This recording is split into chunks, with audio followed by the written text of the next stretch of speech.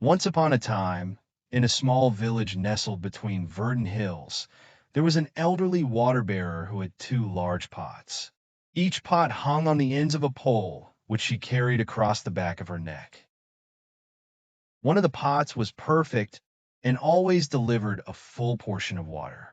The other pot had a crack in it, which caused it to arrive at its destination half full.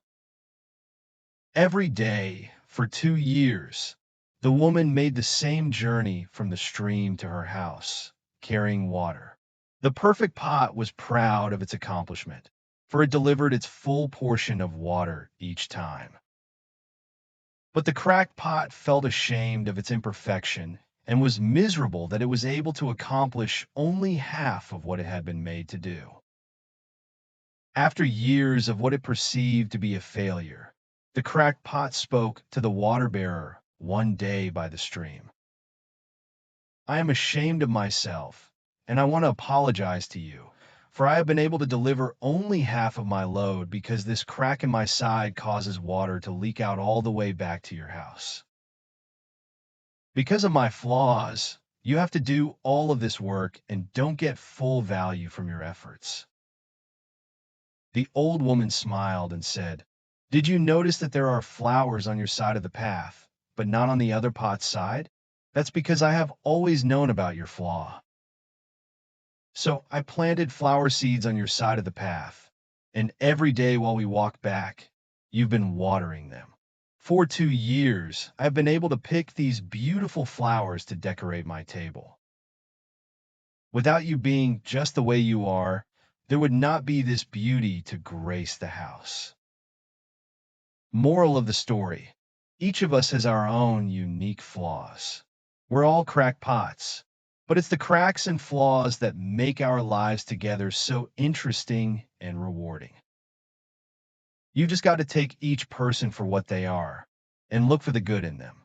By embracing the flaws of others and seeing how they contribute to the larger picture, we find beauty in imperfection. In the heart of a peaceful village, there was a small cottage where a poor woman named Emma lived with her young son, Jack.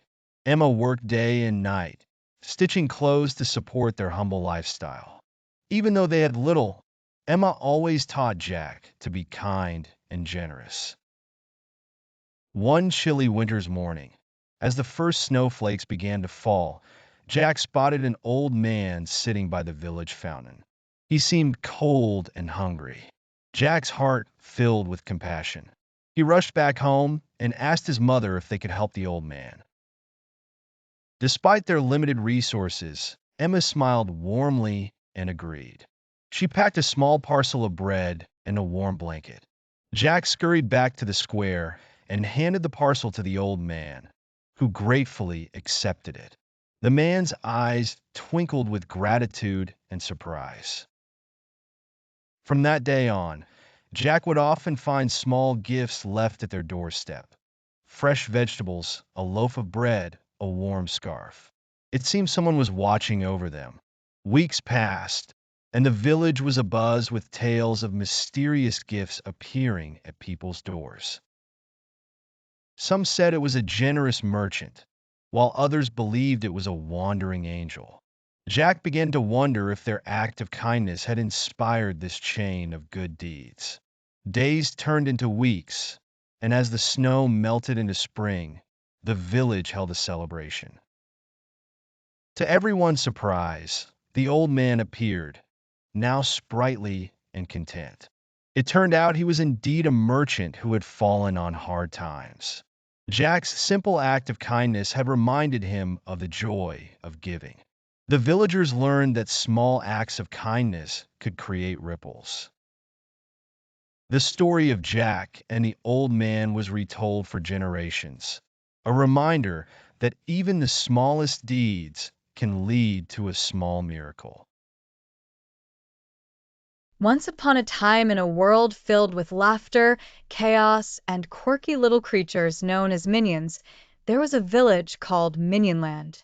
The minions were always bustling about with their unique tasks and missions as servants to their not-so-evil master, Dr. Gru.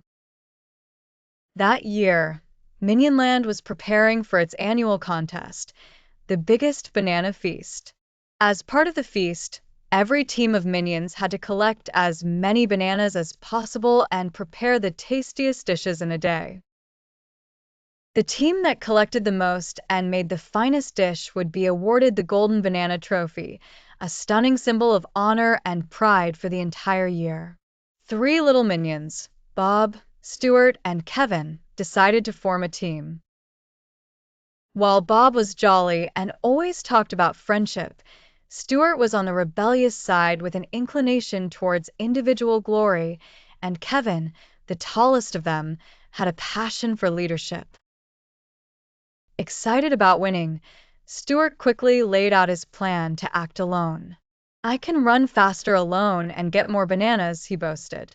Kevin, on the other hand, thought of devising a strategy using maps and charts to guide them efficiently through the jungle. Meanwhile, Bob constantly reminded his friends that working together was the best way. On the day of the contest, they took off. As Bob and Kevin tried to share the workload, Stuart sped ahead, determined to gather the most. As they entered the dense banana jungle, calamity struck. Stuart, zipping through, got tangled in some vines and was stuck in a tree. He yelled for help. Hearing Stuart's call, Kevin used his strategic skills to locate Bob and come to Stuart's rescue. Together, Bob and Kevin devised a daring plan to use their combined strength to pull Stuart free. Grateful and realizing his mistake, Stuart apologized for his earlier arrogance.